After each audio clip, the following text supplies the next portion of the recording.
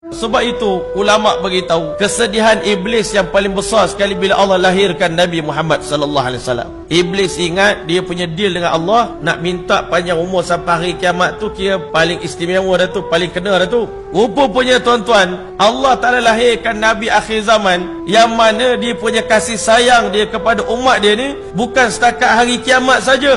Nabi sallallahu alaihi wasallam ni sepanjang daripada sejak hari pertama Allah Ta'ala lantik jadi Nabi, kasih sayang Nabi kepada umat begitu dalam, begitu tinggi. Walaupun Allah marah dengan hamba-hamba ni, dengan sahabat-sahabat sebelum Islam, tetapi tuan-tuan, Nabi SAW di malam hari merayu Allah supaya menyayangi umat dia. Masya Allah, minta Allah sayang, Allah ampunkan umat dia. Ya Allah, bagilah hidayat kepada umat aku tidak mengerti apa-apa ya Allah. Dalam peperangan Badar, Nabi menangis daripada malam sampai ke subuh dalam sujud tuan-tuan. Minta Allah selamatkan umat dia, minta Allah ampunkan umat dia, minta Allah bagi hidayah kepada umat dia tuan-tuan. Sayangnya Nabi kepada kita lebih daripada kita sayang diri kita sendiri tuan-tuan.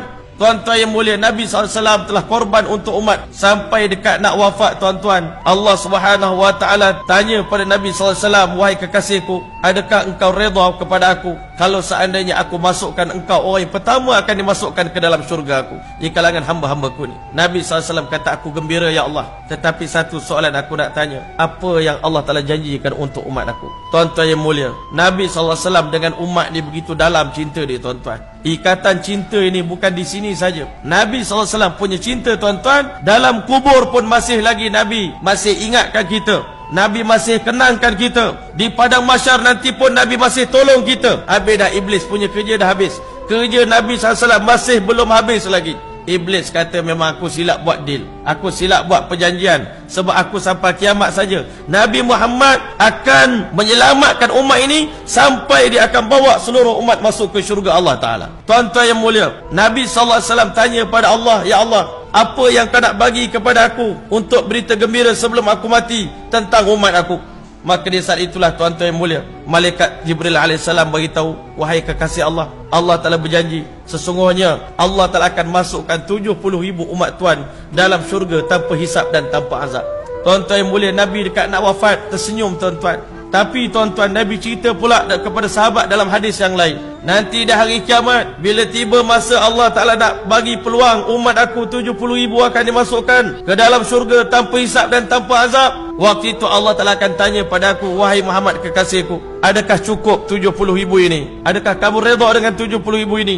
Nabi SAW mengiling kepala, belum wahai Allah, belum wahai Allah. Nabi SAW akan bersujud di hadapan Allah Ta'ala, aku minta Allah tambah lagi ya Allah, tambah daripada 70,000, lebih ramai umat aku akan dapat masuk syurga tanpa hisap dan tanpa azab. Nabi menangis depan Allah, merayu kepada Allah. Maka akhirnya tuan-tuan yang mulia, Allah telah beritahu kekasihku Muhammad, angkat kepalamu, minta apa saja yang kau nak minta, bagilah syafaat kepada umat kamu. Nabi angkat kepala, umat aku ya Allah, umat aku ya Allah, umat aku ya Allah. Allah SWT beritahu kekasihku Muhammad, aku berjanji untuk tambah lagi daripada 70,000.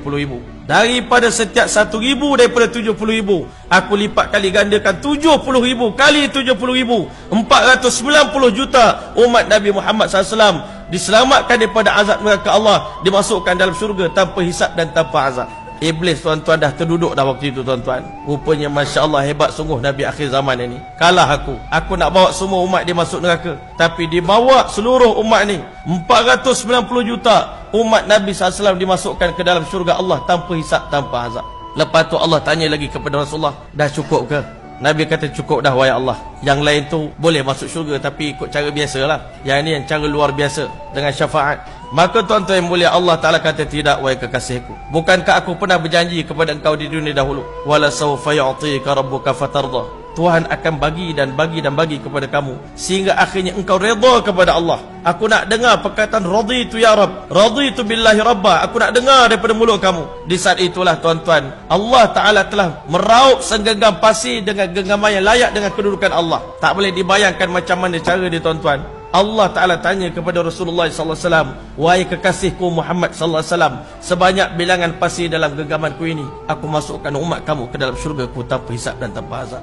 Nabi tuan-tuan tersenyum menangis tuan-tuan. Gembira sangat umat dia. Bukan sekadar 490 juta masuk syurga tanpa hisab, tanpa azab. Sebanyak bilangan pasti dalam genggaman Allah. Allah tambah lagi bilion-bilion umat Nabi ditambah oleh Allah Ta'ala untuk hiburkan hati kekasih dia, untuk masukkan kita semua ke dalam syurga tanpa hisab dan tanpa azab. Mudah-mudahan kita semua tergolong tuan-tuan. Tak cukup sekali, Allah Ta'ala kata 3 kali tuan-tuan. Nabi dalam hadis menceritakan 3 kali Allah ulangi perbuatan yang sama, tunjuk pada Nabi sebagai tambahan daripada yang tadi. Redakah kamu wahai kekasihku, sebanyak bilangan pasir dalam genggamanku ini, aku masukkan umatmu dalam syurgaku tanpa hisab dan tanpa azab. 3 kali tuan-tuan. Bila mana Allah Ta'ala masukkan umat ini ke dalam syurga tanpa hisab, tanpa azab tuan-tuan, waktu itu tuan-tuan, hanya Allah yang tahu betapa gembiranya hati dan perasaan Nabi SAW bila tengok umat dia selamat daripada api neraka.